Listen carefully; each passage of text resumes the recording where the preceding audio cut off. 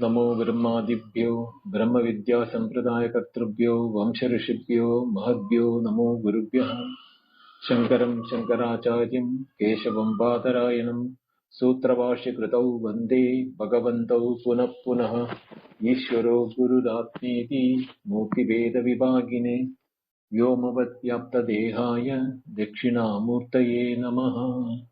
ॐ श्री गुरुभ्यो नमः। Mundaka Upanishad, which is part of the Atharva Veda, also known as the Atharva Upanishad, is predominantly a Upanishad which is addressing those people who have been deep settled into the ritualistic way of life. So to translate or give the relevance to today's life, we are not familiar with the rituals and the terminologies of the ritualists, becomes slightly daunting task for explaining the words in the Upanishad. Nevertheless, the underlying message is very clear from the Upanishad. Neither the actions or any desires can achieve that from where everything comes. So the cause cannot be attained from the effect, even though the effect can indicate what is the cause is all about.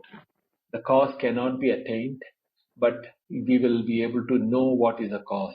That is what is the underlying message of the Upanishad. As Jadaveji was mentioning, the question of Shaunaka, the Mahashala or the great ritualist who went to his preceptor or the teacher, Atharvana, Angirasa, is only one question. Kasminnu bhagavo vijñāde sarvamidam vijñādam bhavati.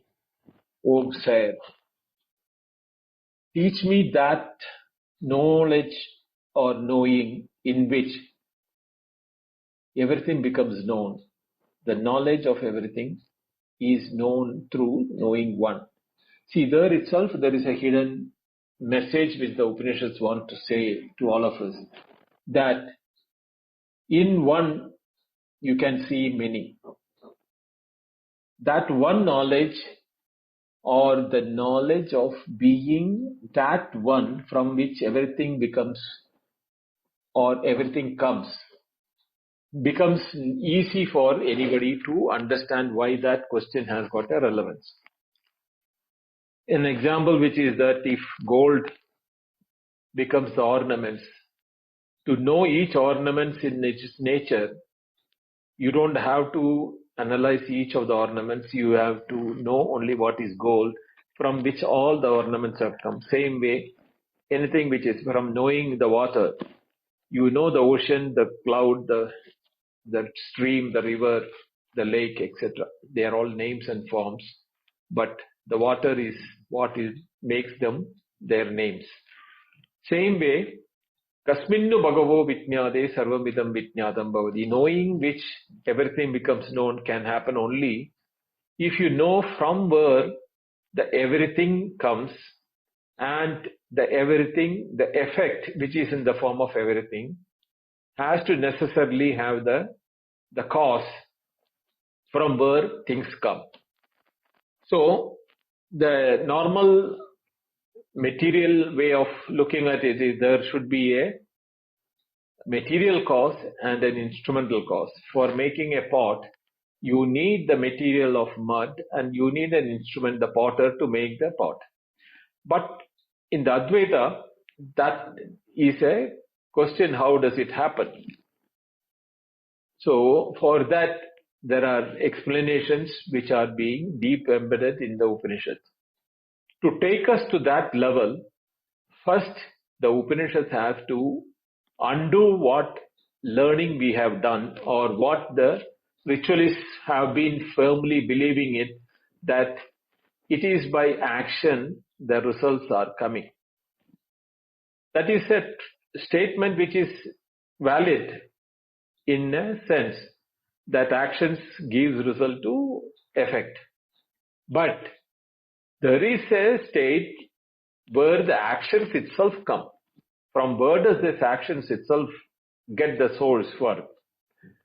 So that is where the Upanishad is started. And to that explanation, in the previous Mundaka, the mantra said that Pariksha lokan karmachitan brahmanaha nirvedamayat nasti kritakritena tad vijnanartam sa gurumeva vigachet samitpani shrotriyam brahmanishtam is the mantra where it was very clearly mentioned that Pariksha lokan, Pariksha means having scrutinized the lokan means experiences, karmachitan who are deeply embedded in the activity or in doing rituals, Brahmanaha, who are into the act of Brahmanatvam or the ritual forms. Nirvedamaya, they got into a state of dispassion. Why? Nastya krita akrita kritena. The state of non-activity or inactivity, from where the activity starts, that is the beginning of the state from where the activity to start. We all know that janati ichchati yatate. If you know something which is existing, the knowledge is the prompter to have a desire, ichchati. So that knowledge and the desire is the prompting factor for yatanam or the yagam or the kriya. So kriya has a beginning with from where the result is prompting desire, and that desire can happen only if we know the source of the existence of the knowledge. Now here what they are talking about, akrita, is the state of where the having completed all the actions, because they have been lifelong doing the yajnas and yagas for different results. Putrakameshti, Pashukameshti, Surgakameshti, all those type of things, plus the Nitya Naimittika karmas. So they wanted to know that these things are karmas, and whatever karmas they have been doing, because they are in the peripherals of space and time, the results also do not have permanency in it. And they have been very diligently following the Vedas, where the Purushartha has been mentioned as what are the purpose of life for humanity. Dharma, Artha, Kama, Moksha. And Moksha being the supreme. What is the supreme moksha? What they are talking about is the kritakrityata. Having done everything that is done, need to be done for having taken this birth, whereby you get a satisfaction that there is nothing more to be done. Now here this question of what is to be done and when is the state of kritakrityata or the satisfaction of having done things will come up from, was not clear to these people, because they have been deeply engrossed in the dictums of the Vedas, what is to be done, what is not to be done. And they found that whenever they have done that, the results have been temporary in nature. So akritaha means the state of non-requirement of an action, or the kritakrityasya bhava, kritakrityata, or the satisfied state of where all actions have been done, cannot be achieved while pursuing actions. Actions can never get completed because it is a chain of events. One after the other keeps coming. So they got into a state of dispassion, nirvedamaya, that this cannot be achieved by action. Therefore, they went to a preceptor, Guru Meva Bigacche, who is like a Shrotriyam and Brahmanishtam. And that Guru start explaining how it is to be understood for getting into the state of kritakrityasya bhava. So, tat etat satyam. This is what I am doing is the truth. Yat sudipta pavakad vispulingaha sahasrasha prabhavante swarupaha tadaksharad divida somya bhava prajayante tatra cha eva apiyanti. This one statement which he gives in an example. Like the fire giving rise to multiple spark, which is in the form of fire itself, not different from the source of the fire, yet when they subside, when they finish that, they go back into the state of the source where the fire has become invisible. Because in the visibility of the fire comes from the invisible source of the fire only when there is an instrument or upadhi is concerned, which we call it as the fuel or the indhanam. And the indhanam gets a fire, but the fire is there everywhere. Only thing is that the right conditions, if it appears, anything can be exhibiting fire in it, either in the form of light and fire heat or just heat alone, like that. So these Visfilingas or the sparks which are coming out from an existing, which is Sudipta, which is brightly burning, from when the sparks are coming, same way, this bright entity which is all knowledge, Sarvajnaha Sarvavit, from that is what all the jivas and all the karmas and all the kriyas are coming from. To prove that or to explain that, to remove the deep-rooted knowledge for those this Mahasala Shaunaka, who is so much into the rituals, he has found that he had to use the same terminologies which the Mahasala Shaunaka will understand. Because he is, from the point of view, he knows only rituals. So those examples were used in the first 6 mantras by the Rishi to explain the different aspects where the tasmad, from that, means from that source, which is like the fire gives rise to Visfulinga or the spark. Same way, all those things which we are seeing in this world, lokaha, is nothing but has come from that. So in the last mantra, the 6th mantra, he said that even the Yajur, the Rig, Yajur, Sama, all the three Vedas, Diksha, Yajna, Cha Sarve, the Diksha and Yajna, or the Dakshina and Yajna, Kratavo, Dakshinascha, the type of rituals of both type of the rituals, where there is sacrifice and where there is no sacrifice, like the mantra ucharana is a non-sacrificial yajna, whereas the homa, ahuti, etc. is the one which is kratava, which is for the oblations to be offered in the fire. Samvatsara, which is a time which is measuring all this time. Yajamanaha, the one who is ordering you the yajna. Lokaha, the one who are benefiting by that and who are coming for this yajna. Soma yatra pavate yatra surya. For that, the beneficiary, the surya is the one who takes the oblations to the sky, and Soma is the one with as per the Vedas, which is beneficial for the humanity by giving rise to the rains. So this having explained, now he is coming to the next mantra, which is talking about the further similar aspects of from the point of view of the rituals, but more related towards the ordinary way of living life. So here he starts with the Ved. Tasmat cha deva bahuda samprasuda sadhya manushya pashavo vashamsi. Pranapano vrihavayaha tapascha shraddha satyam brahmacharyam vididhascha.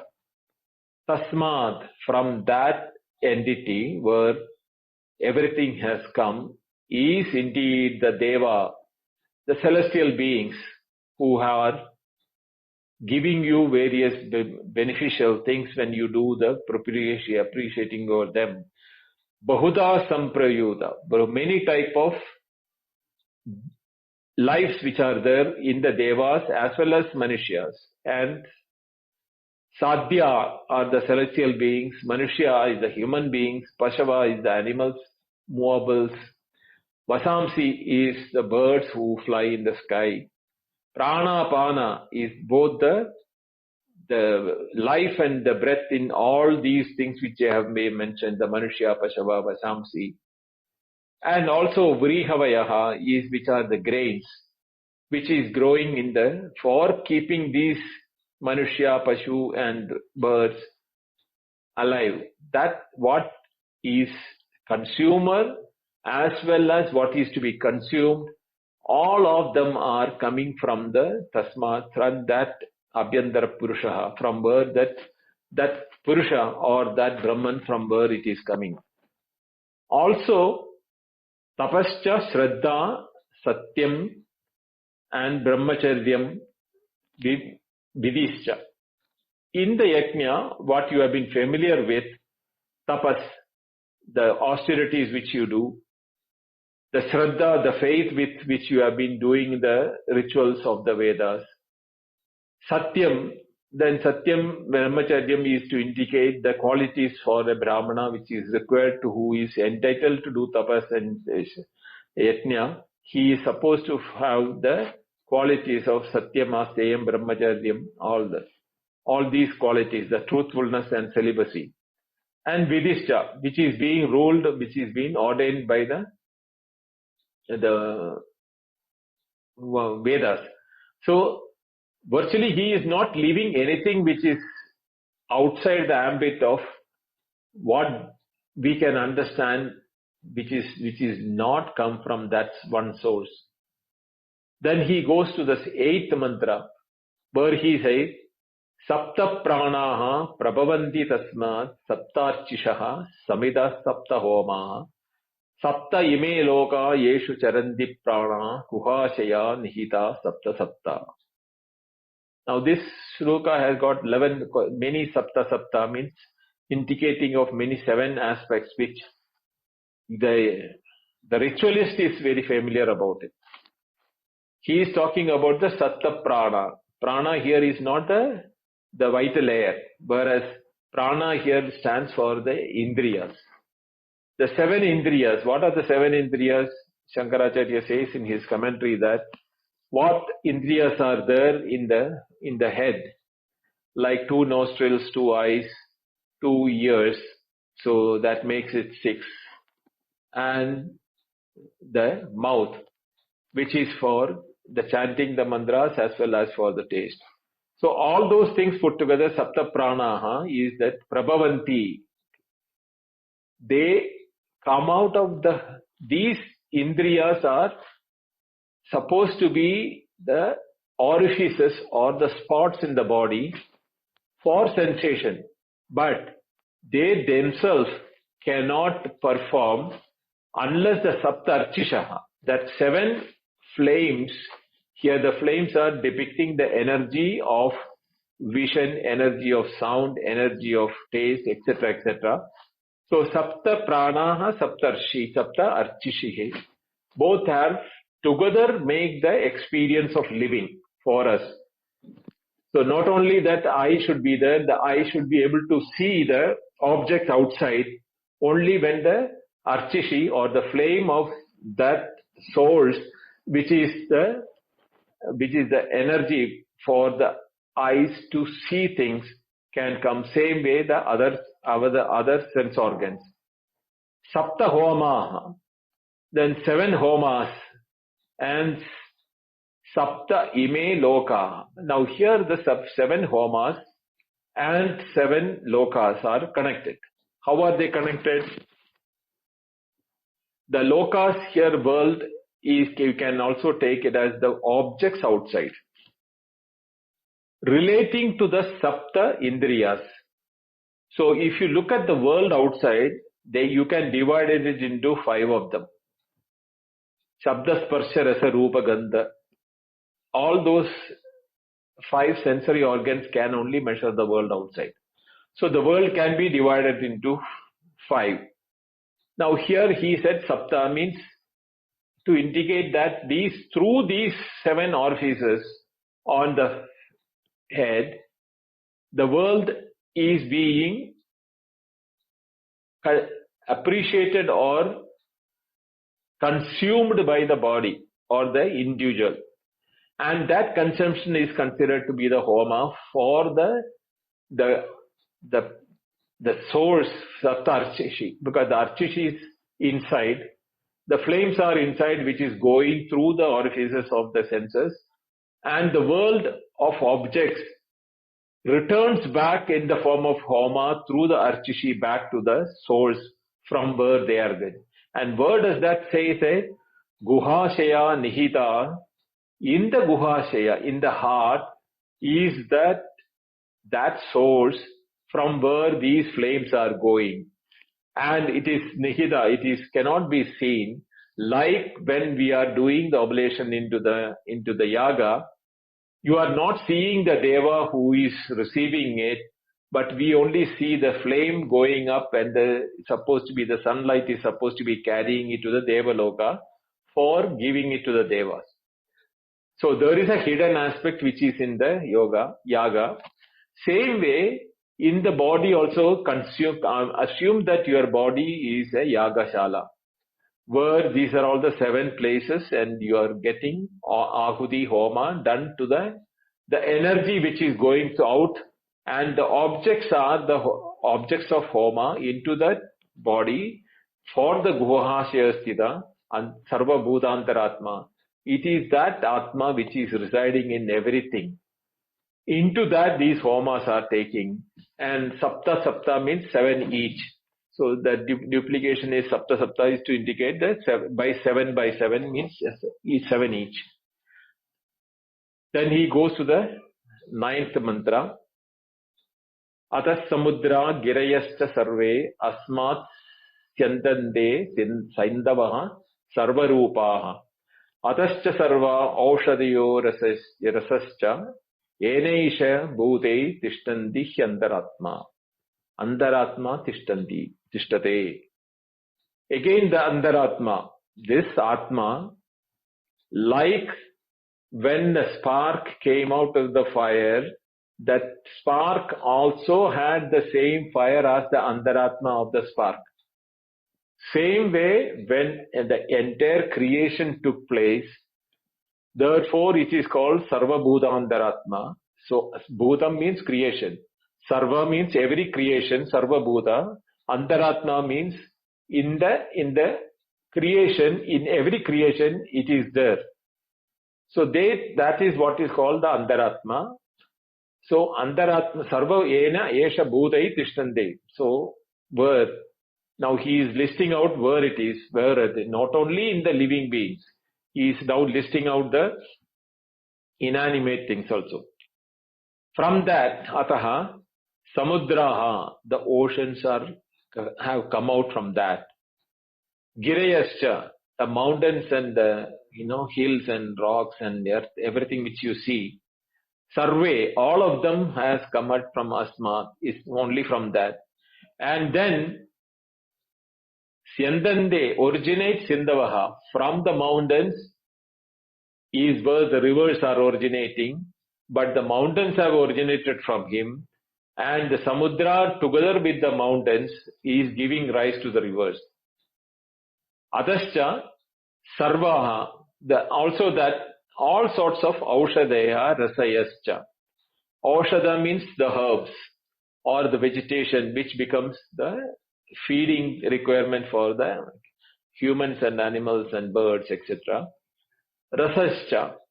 Rasa means the taste in those food or in that vegetation or in the food we take. There is a rasa in the form of a juice which is available in them, which is also is from the same ocean and the river, which through the mud goes through the vegetation, comes in the form of rasa in the vegetation. So wherever you look, there is a interconnectedness of creation, whether we call it as separate, that mountain is separate, the river is separate, the vegetation is separate, etc., etc. there is an hidden underlying connection between all of them. Yena esha, by which these bhutaihi, all these creation, tishtande, they survive or they are maintained or they can only remain as what they are only if the antaratma, is the inner atman, is there for, because of their inner atman is what all these things are happening. And all this has come from where? Ataha means in the beginning, where the first word of the mantra. From that. From that means from what?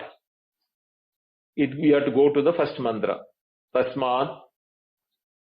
So that Brahman from which, just as the fire gives rise to the spark, all those things like Samudra, Giri, Sindhu, river, Aushadha, Rasa, all of them are coming from the same source only. The apparent multiplicity in the world outside is because of the name and form which they have been taking. But if you really go into the depth of it, we will find out that they have all got the same source from where this thing. Now he is concluding this mantra of the first, the second Mundaka of the second part by Purusha evedam vishwam karma tapo brahma paramrutam etadvyo veda nihidam guhayam so avidya granthim vikiritya somya Purushaha eva idam. This Purushan is alone here in the form of Vishwam, in the form of world, in the form of actions, karma, in the form of tapaha, Brahma, the creator, Paramritam, the supreme, Paramritam, Etadyoho, this indeed, Veda knows, Nihidam Gohayam, in the heart of the inner heart. So, Avidya Granthim, that knot of ignorance gets destroyed, Vikirita Hivaha, Saumya, one who knows, Ye Vedaha, the one who knows this.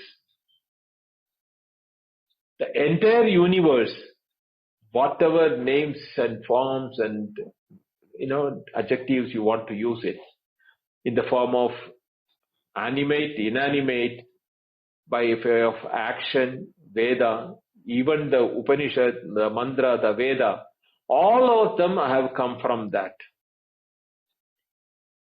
O Saumya, O dear Shaunaka Mahashala, Veda, you should understand Veda, Tum Veda. Tum Veda means you should know that this is from the Nihidam Guhaya. In the center of every atom of every existence, in wherever you find a name and form, that name and form survives or is existing because it is got this antaratma, which is there in everything.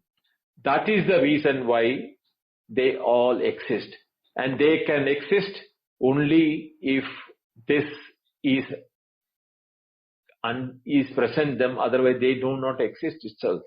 So one who knows this truth of how the one has apparently become many, and that many is not separate from that one which has come, but they are only the name and form for the purpose of transaction. One who knows in his heart, this is not intellectually appreciating and understanding. He should feel that presence of that one, not only in the world outside of all the materials and the object, everything, and that oneness which is felt within, outside, and within himself. One who sees that in the hidden in the heart of yourself is not different from the every object which you have been experiencing in the world. Only in such a place you can destroy, you can break the knot of ignorance, the one, because All these appearances of multiplicity is only because of the ignorance. You do not know the truth. So you have to wait, you have to know, O Vetum Veda. Then that will destroy the ignorance within the individual. So this is the end of the Pratama in the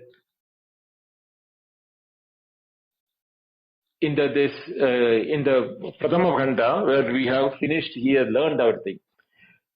Now, if you really look into the part which we have to cover today, that has got a very simple aspect to be covered. That's why he says that in this. No, wait 1 minute. Okay.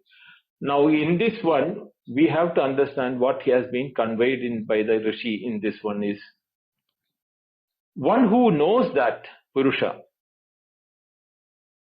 as the inner reality of or the core of everything. Only such a person can break out of the ignorance.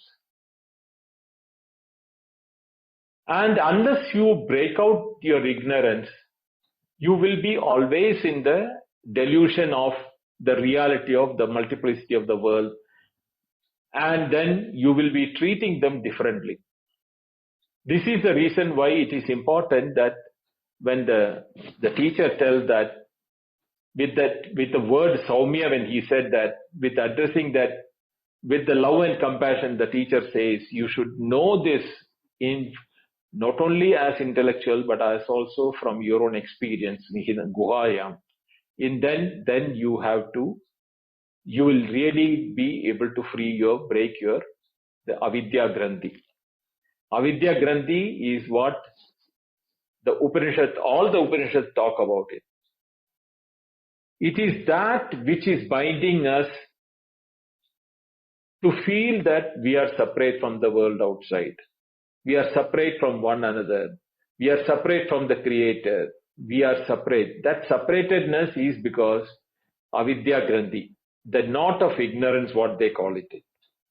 Now in the next khanda they say that Siddhyande sarva samsheha vidyande, all methods in which we can break ourselves free from that. The freedom which we talk about, the absolute freedom, moksham, is only possible if we can break our ignorance from this point of view. So therefore it is very important that we should understand these mantras from the point of view of ignorance removal, not as rituals. So Pariksha Lokan Karmajitan Brahmana should know that how to get a dispassion only if he knows that the things for which he has been doing the actions.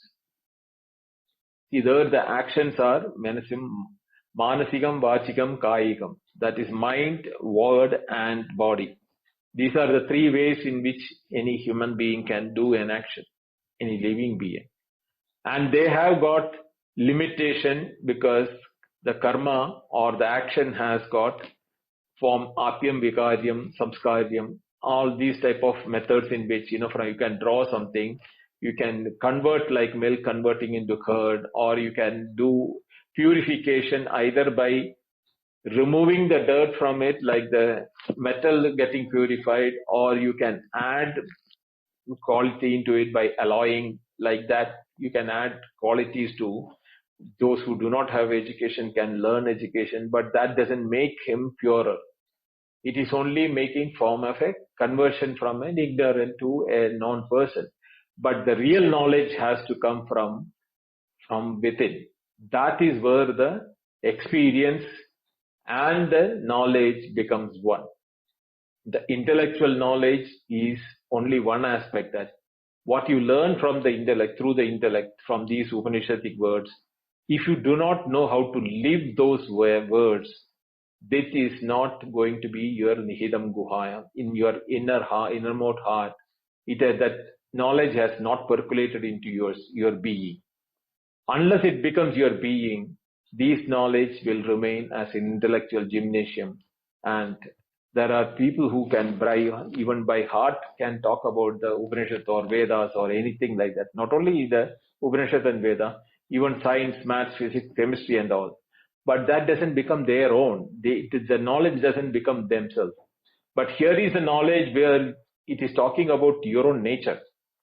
So unlike the other knowledge, this is the knowledge where you can be the knowledge, just not have the knowledge on your in an appreciation or the information level, but you can be that very knowledge which you have been learning. So that is where the Rishi is going to take us in the next part of the same Mundaka Dvitiya Khanda, which we will do it in the next week, Wednesday and Friday. There are 11 or 12 mantras there also. We will give that importance and on where it is being dealt in detail. So I'll stop here today's thing. Om Purnamada Purnamidam Purnat Purnamudachyate Purnasya Purnamadaya Purnameva Vashishyate. Om Shanti Shanti Shanti. Harihi Om. Shri Gurubhyo Namaha. Harihi Om. Dhanyavada. Thank you all.